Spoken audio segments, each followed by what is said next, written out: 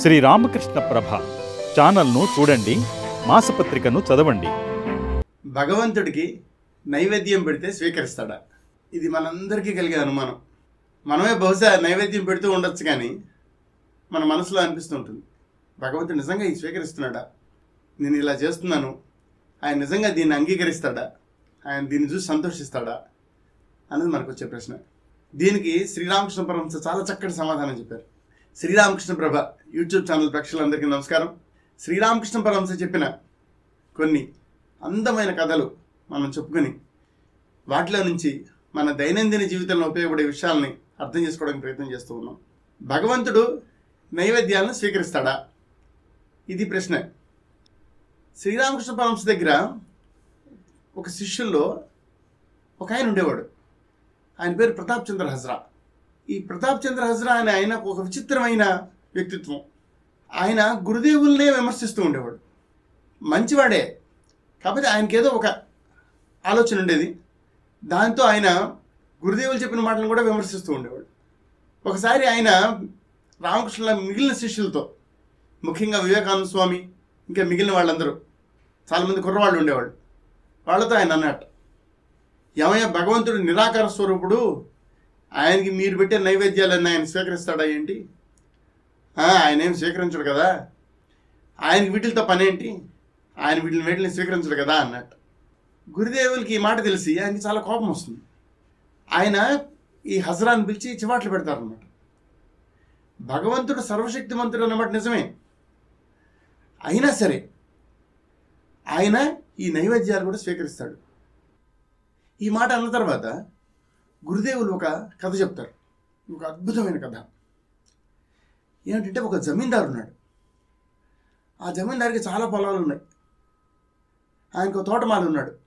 ఆయన తోటలన్నీ చూస్తాడు.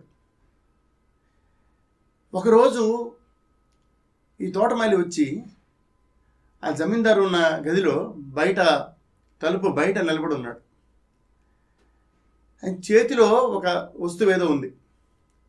దాన్ని చక్కగా మంచి తువ్వాలు కప్పి దాన్ని పట్టుకుని అక్కడ నిలబడ్డాడు. జమీందారు గారు ఎవరితోనో మాట్లాడుతున్నారు లోపల గదిలో కూర్చొని. బయట అక్కడ నిలబడి ఉన్నాడు. జమీందారు గారు చూశారు, ఈ తోటమాలి వచ్చాడు, అక్కడ ఉన్నాడని. సరే, ఈ మాట్లాడడం అంతా అయిపోయిన తర్వాత రమ్మన్నారు లోపలికి. రమ్మంటే తోటమాలి చాలా సంతోషంగా లోపలికి వచ్చి ఆ గుడ్డ తీసి దానిలో చక్కటి సీతాఫలం ఒకటి ఉంది, మంచిది, చాలా చక్కగా తయారైంది, పెద్దది, అందంగా ఉంది, చాలా నీట్గా, ఏమీ లేకుండా దాని మీద మచ్చలు గిచ్చలు ఏమి లేకుండా క్లీన్గా ఉన్నాను. అది జమీందార్ గారికి ఇచ్చి, ఏమండి, మన పొలంలో పండిందండి, చాలా చక్కగా వచ్చింది, ఇది చాలా రుచిగా ఉంటుందండి, మీరు తినాలి, ఇది మీకోసమే జాగ్రత్తగా చెట్టు మీద దాన్ని జాగ్రత్తగా ఉంచి అది ఈ రోజున కోసి మీకోసం తీసుకొచ్చాను, మీరు తినాలండి దీన్ని అని చెప్పి.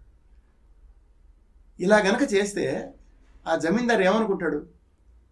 జమీందారు చాలా సంతోషించాడు. అరే, చాలా చక్కటి పండు తెచ్చావు. ఆ జమీందారు ఆ పండుని అటు ఇటు తిప్పి చూసి, అరే, ఎంత బాగుంది ఆ పండు, భలే పండు తీసుకొచ్చావు, ఎప్పుడు చూడలేదు నేను ఇలాంటి పండు, బాగా పండినట్టున్నాయి కదా, ఎలా ఉంది మన తోట, అది ఇది అని మాట్లాడాడు. గురుదేవులు ఈ కథను చెప్పిన తర్వాత చాలా ఒక అద్భుతమైన సందేశాన్ని ఇస్తారు. ఏమిటంటే, ఆ తోట ఎవరిది? జమీందారుది. ఆ తోటలో ఉన్న చెట్లు ఎవరివి? జమీందారు. తోటమాలి ఎవరు? ఆ జమీందారు జీతంతో పనిచేస్తున్నాడు. కానీ ఆ తోటమాలి ఏం చేశాడు? జమీందారు గారి తోటలోంచే ఒక పండు తీసుకొచ్చి జమీందారు గారికే ఇచ్చాడు. ఇచ్చి ఏమని చెప్తున్నాడు? ఏమండి, ఇది మీరు తినాలండి, చాలా బాగుంటుందండి అని చెప్పాడు. అలా తెచ్చినా సరే, తోటమాలి అలా తెచ్చినా సరే, జమీందారు ఎంతో సంతోషిస్తాడు, ఆయన దాన్ని స్వీకరిస్తాడు. సరే, నేను తింటానని చెప్తాడు. అదేవిధంగా భగవంతుడికి మనం ఏం చేస్తున్నామంటే, భగవంతుడి వస్తువే ఇస్తున్నాం, నిజమే, కానీ భగవంతుడికి మనం ఏ దృష్టితో ఇస్తున్నాం, ఎలా ఇస్తున్నాం, దానికోసం మనం ఎలా పనిచేసాం అన్నదాన్ని భగవంతుడు చూస్తాడు. చాలాసార్లు నైవేద్యం చేసేటప్పుడు దాన్ని చాలా జాగ్రత్తగా వండుతారు. దానికి శుభ్రంగా దానికి స్నానం చేసి తయారయ్యి ఆ తర్వాత వంట చేసి దానిలో అన్ని వేసేటప్పుడు బహుశా పులిహోర చేస్తే ఉప్పు కారం అన్నీ సరిగ్గా పడుతున్నాయి లేదా చాలా జాగ్రత్తగా చూస్తారు, రుచి చూడరు, కానీ చాలా జాగ్రత్తగా ఉంటారు. అలా చేసి దాన్ని చాలా సంతోషంగా గుడికి తీసుకువెళ్ళి దానికి నైవేద్యం పెడతారు. అలా పెట్టిన దాన్ని భగవంతుడు చూడ్డా, నువ్వు ఏ దృష్టితో తీసుకొస్తున్నావు అదంతా చూడ్డా. భగవంతుడు సర్వశక్తిమంతుడు అయినప్పుడు భగవంతుడు ఈ విషయం ఎందుకు తెలియదు? భగవంతుడి కోసం నువ్వు పని చేసుకొచ్చావని చెప్పి ఆయన ఎందుకు అనుకోడు? ఆయన ఖచ్చితంగా అనుకుంటాడు. ప్రపంచంలో మనం చేసే పనులన్నీ కూడా ఆయన చూస్తున్నాడు.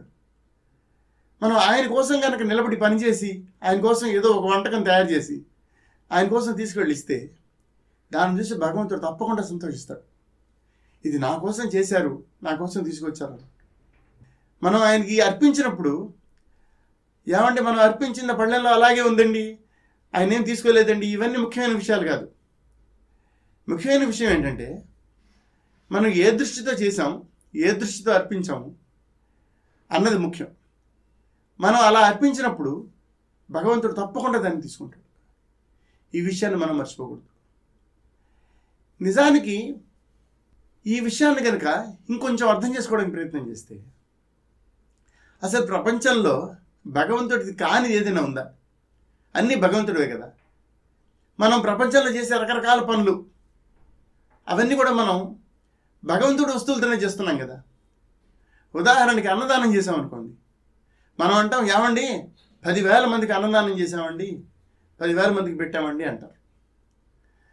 కానీ 10,000 మందికి పెట్టింది ఎవరిది పెట్టారు? అదంతా భగవంతుడిదే కదా. భగవంతుడి వస్తువునే తీసుకొచ్చి వండి మళ్ళీ మనం భగవంతుడికే పెట్టాం. అన్నదానం తినడానికి ఎవరైతే వచ్చారో భగవంతుడే వచ్చారు వాళ్ళ రూపంలో. భగవంతుడి కోసమే ఇదంతా చేస్తున్నప్పుడు మధ్యలో నేను చేశాను ఎందుకు అంటున్నాం? భగవంతుడికి అన్నీ తెలుసు. మనం నైవేద్యం చేసింది తెలుసు, మనం అన్నదానం చేసింది తెలుసు, మిగతా మనం ఏ పనులు చేసినా, ఏ సేవా కార్యక్రమాలు చేసినా అవన్నీ కూడా తెలుసు. ఇంకొక మాట కూడా చెప్పుకోవచ్చు. ఏమిటంటే పురంధరదాస్ గారు ఒక గీతం రచించారు, కెరయ నీరను కెరగ జల్లి. ఆయన దానిలో చెప్తారన్నమాట ఏమిటంటే చెరువు దగ్గరికి వెళ్ళి చెరువులో నుంచి నీరు తీసుకుని దాన్ని మనం చెరువులోనే వదిలి మనం తర్పణం వదిలేమంటాం, భగవంతుడికి ఇచ్చామంటాం. చెరువులో నీరు చెరువులో వేసి నేను చేశామని చెప్తే భగవంతుడు దాన్ని చూడడం లేదా? భగవంతుడు దాన్ని తీసుకుంటున్నాడు కదా అని పురంధరదాస్ గారు అంటారు. భగవంతుడి వస్తువే, అది భగవంతుడికి ఇస్తున్నాం, కానీ ఆయనకి తెలుసు. అదేవిధంగా ఈ ప్రపంచంలో మనం చేసే రకరకాల పనులన్నీ కూడా భగవంతుడివే అన్న దృష్టితో మనం చేయాలి. వివేకానంద స్వామి చెప్తారన్నమాట ఏమిటంటే భగవంతుడు ఒక్కడే నిజంగా ఇచ్చేవాడు. మనం ఏమిటంటే దుకాణం పెట్టుకున్నట్టుగా ఉన్నాం ఇక్కడ, దుకాణదారులో అన్నమాట. దుకాణదారు ఏం చేస్తాడు? ఎక్కడికో పోయి సరుకు తీసుకొచ్చి దుకాణంలో పెట్టి అమ్ముతాడు. ఆ దుకాణదారు ఏం తయారు చేయట్లేదు కదా. మనం కూడా అంతే, భగవంతుడు ఇచ్చిన వస్తువులనే తీసుకుని వాటితోనే మనం ఆడుకుంటున్నాం, వాటిల్లో కొన్ని భగవంతుడికే ఇచ్చామంటున్నాం. భగవంతుడికి తెలియదా? నేను ఇల్లు కట్టి నా ఇల్లు అంటాను, భగవంతుడికి తెలియదా ఆ విషయం? ఆ ఇల్లు భగవంతుడిది. నేను డబ్బు సంపాదించానంటాను, కానీ ఆ డబ్బు ఎవరిది? భగవంతుడు. వివేకానంద స్వామి ఒక మాట చెప్తారన్నమాట ఏంటంటే మీ ధనానికి మీరు ట్రస్టీ కింద ఉండండి, ధర్మకర్తలాగా ఉండండి. మీ ధనం నిజంగా మీది కాదు. ఆ ధనంతో మీ కుటుంబాన్ని పోషించుకోండి, బాగానే ఉంది. కానీ ఆ ధనం మీద మీకు ఎటువంటి అటాచ్మెంట్ ఉండకూడదు. ఇది నాది అనే కోరిక ఉండకూడదు మీకు. ఆ విధంగా ఉండకుండా ఆ ధనంతో మంచి పనులు చేయడానికి ప్రయత్నం చేయండి. ఎప్పుడైతే మీరు కనుక ధనం నాది కాదు ఇది భగవంతుడిది అనుకుంటారో మీకు జీవితంలో నిజమైన సుఖము, నిజమైన శాంతి లభిస్తాయి, చాలా ఆనందం కలుగుతుంది. నిజానికి అలా చేసే వాళ్ళకి వాళ్ళు చేసే పనులన్నీ కూడా చాలా సక్రమంగా జరుగుతాయి. ఈ విషయాన్ని మనం అర్థం చేసుకోవాలి. ఒక చిన్న పిల్లవాడికి తండ్రి ఏమైనా తినిపిస్తున్నాడు అనుకోండి, ఒక అట్టు చిన్న చిన్న ముక్కలు చేసి ఆ పిల్లవాడు నోట్లో పెడుతూ ఉంటే ఆ పిల్లవాడు వాడు కూడా ఒక చిన్న ముక్క తీసుకుని తండ్రి నోట్లో పెడుతూ ఉంటాడు.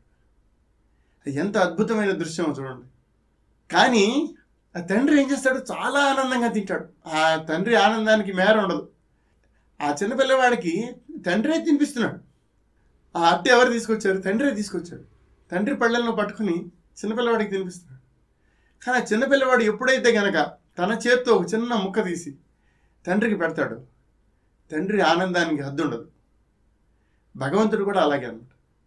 ఎప్పుడైతే మనం భగవంతుడిని తలుచుకుంటామో, స్వామి ఇదిగో నేను చాలా అందంగా తయారు చేశాను, చూడు చాలా చక్కగా తయారు చేశాను, చాలా రుచిగా తయారు చేశాను అని ఎప్పుడైతే మనం భగవంతుడి దగ్గరికి వెళ్ళి అది మనం భగవంతుడికి అర్పిస్తామో ఆయన చాలా సంతోషిస్తాడు.